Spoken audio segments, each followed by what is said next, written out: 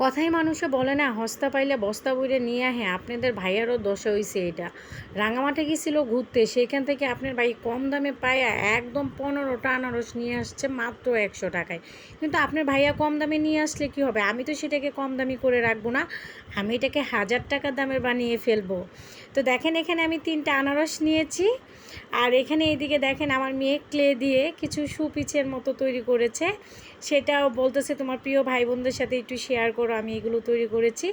আসসালামু আলাইকুম, welcome to my channel. কেমন আছেন আপনারা? আশা করি সকলে। তো এদিকে আমি আনারসটাকে ছোটো ছোটো করে কেটে দেখেন আমি ব্লেন্ডারে দিয়ে দিলাম। ব্লেন্ডার অল্প পরিমাণের পানি দিয়ে আমি ব্লেন্ডার করে নিয়েছি, দেখতেই পাচ্ছেন আপনারা।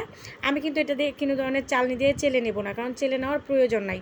আমি এটা একটা কাপ দিয়ে মেপে নেব, কারণ আপনি যে কয় কাপ আনারসের রস দিবেন সেই কয় কাপে কিন্তু চিনি দিতে হবে। এমনকি আনারসটা মিষ্টি হলে আপনি কম দিলেও হবে। আমি কিন্তু এখানে 4 কাপ আনারসে 2.5 কাপ চিনি দিয়েছি, কারণ আমার আনারসটা মিষ্টি ছিল, সেজন্য আমি চিনির পরিমাণটা কম দিয়েছি।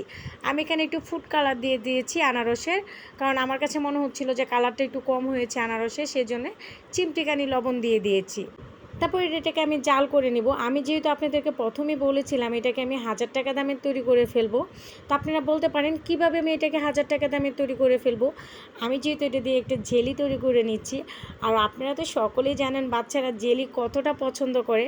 বাচ্চারা যখন এই জেলিটা খেয়ে মুচকি একটা হাসি দিবে, হয়ে যাবে না সেই হাসিটা 1000 টাকা দামে, বলেন?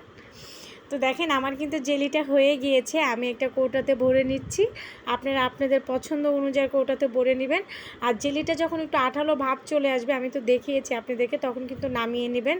আমি এটা একটা কৌটাতে ভরে রেখে দিয়েছিলাম সারা রাত্র ফ্রিজের জন্য, ফ্রিজের ছিল। সকালবেলা দেখেন এটাকে আমি বের করে নিয়েছি, আমার মেয়ের স্কুলের টিফিনের জন্য দিয়ে দিব।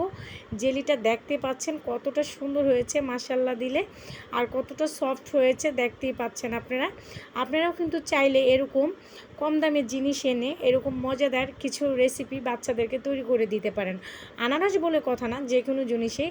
আর এই আনারস দিয়েও কিন্তু আমি আরেকটা রেসিপি তৈরি করব বাচ্চাদের জন্য। যদি আমার এই রেসিপিটা ভালো লাগে অবশ্যই আমার চ্যানেলটাকে সাবস্ক্রাইব করে রাখবেন, পাশে থাকা বেল আইকনটাকে ক্লিক করে দেবেন।